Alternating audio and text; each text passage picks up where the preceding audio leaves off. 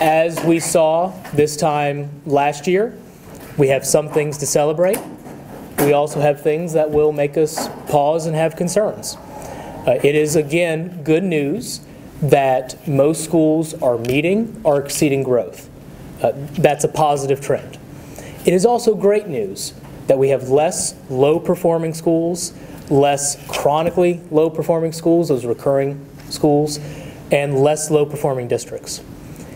But just as last year, when we dig into the data, we see that some results go up, some results go down, but consistently the trend is that we are not where we want to be for students.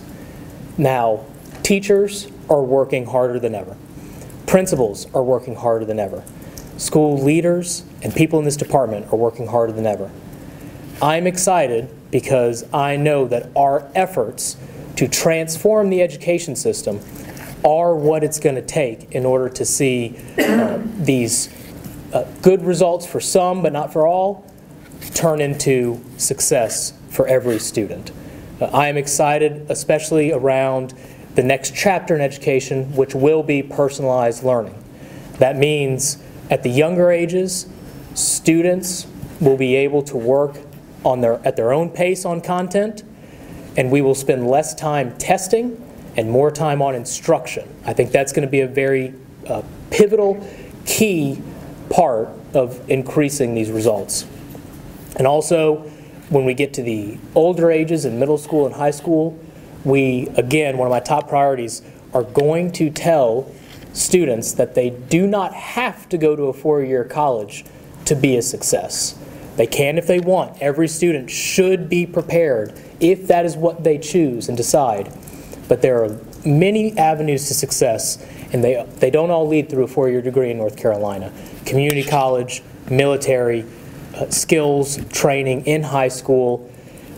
When we can really motivate students, we will reach those students who might be having that extra need for an additional boost to make it to get that high school diploma, because you connect to them that pathway of the work you're doing here in high school really is going to put you on a path to success.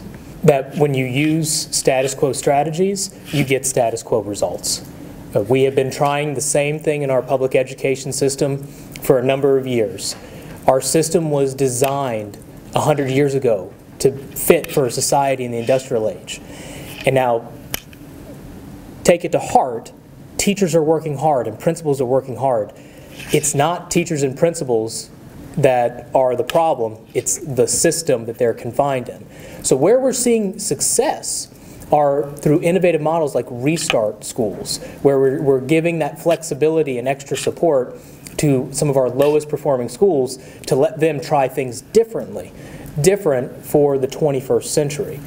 That means that in most schools around North Carolina, when a student goes there for a school year, they grow even more than we expect them to in that school year. That's a highlight. What worries me is just to the contrary of that. If we see small ticks downward, that's a lot of students that have gone down. And what worries me, of course, is what the previous question alluded to. We really seem to be plateauing.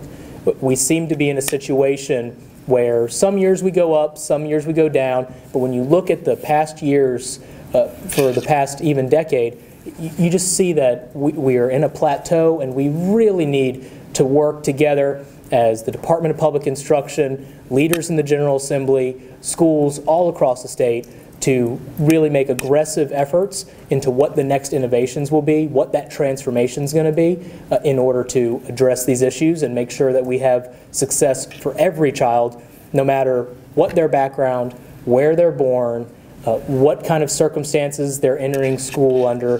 They are able to go to one of our schools in North Carolina, work hard, and succeed.